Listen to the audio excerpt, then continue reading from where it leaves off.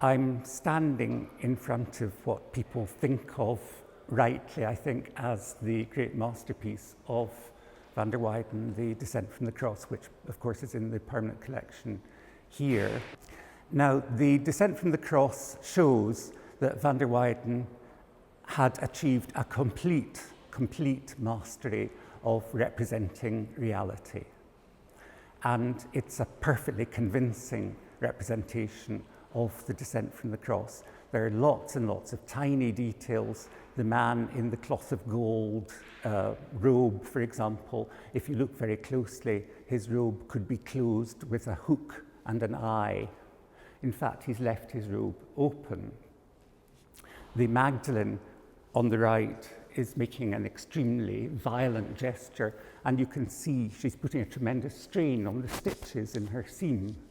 And that's, I think, very, very interesting and compelling, and makes you believe totally in this picture as a representation of the Descent from the Cross. However, as you look at it, you realize that there's only a minimal, rudimentary strip of landscape at the bottom of the picture, and that the figures are actually enclosed in a gold box, which is a little bit odd.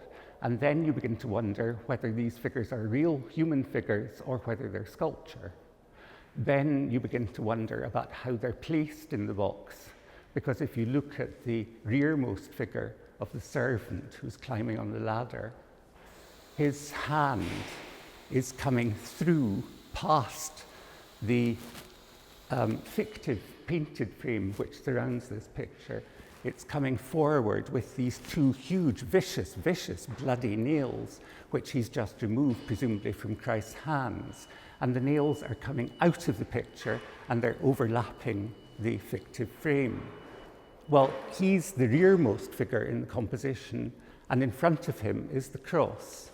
The cross hasn't got enough breadth to ever have supported the figure of Christ. It doesn't work, and the picture is full of anomalies and strangenesses.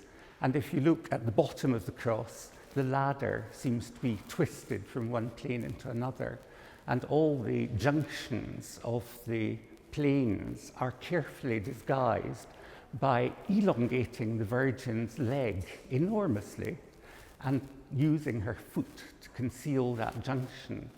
And this is all very, very, very well considered and thought out, I think. Another thing that one doesn't immediately notice is that all these figures they look very, very, very graceful and balanced, and you can't really imagine them changing their poses very readily. But in fact, if you look at each pose, every single figure is about to fall down. They're all, the Magdalene especially, if you find her foot, she's crossing her legs and she's on the way down. Her mantle's falling off, she's falling down, she's going to slide down the box, and she's going to land on the landscape. Then another thing about them is that they're all very strangely dressed, and contemporaries would have understood that.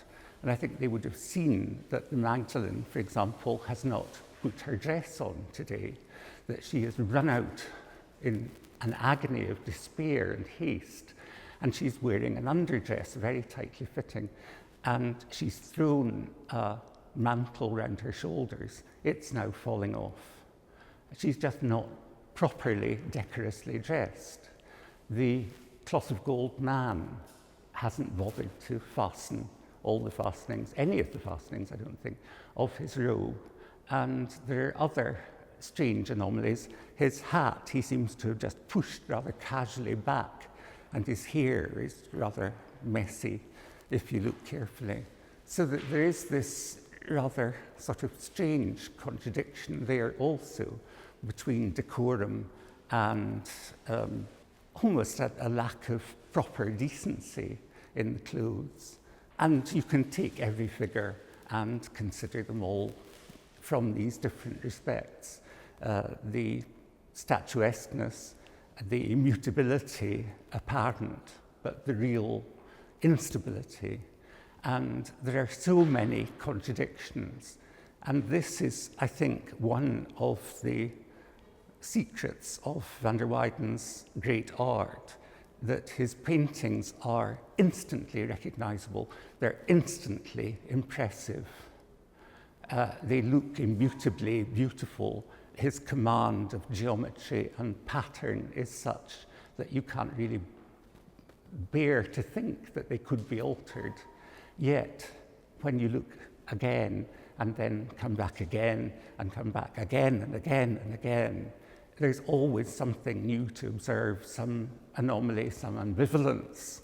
And I think that that really means that this continuous assessment that must go on.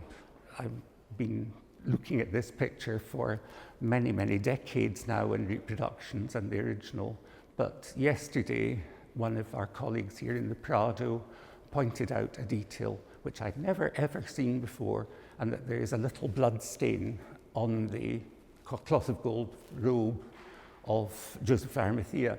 I can point that out, but I would have to leave the camera to do that, so I won't.